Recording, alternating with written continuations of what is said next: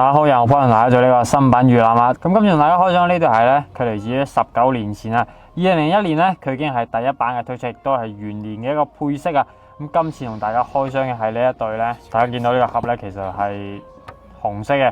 咁今次同大家開箱呢一對係叫咩名咧 ？Nike Dunk Low SP 啦。咁今次嘅呢一個配色，啱啱就已經講咗啦。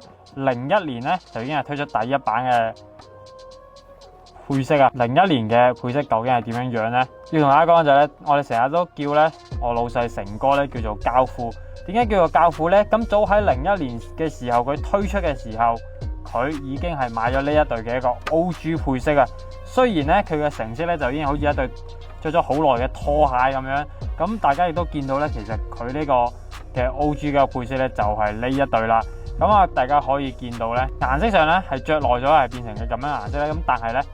佢本身佢成一個系列係有3隻色嘅，咁佢嗰個系列咧就叫做 Ugly Duckling 啊。咁啊呢一對咧係其中一對啦。咁啊呢一個咧其實亦都係按遵循翻咧當年嘅一個設定咧去做嘅。喺01年嘅時候，大家都係買其他鞋嘅時候，教父亦都係成哥咧就已經係買呢一啲燈啦。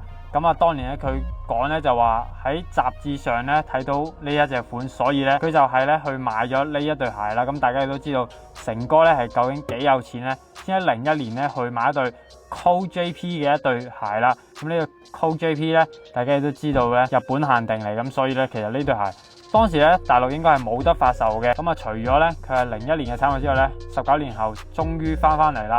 咁啊，今次唔知道當年冇買到嘅朋友咧，今年咧仲會唔會再去買啦？咁啊，唔講咁多啦，同大家睇睇呢對鞋嘅上腳效果。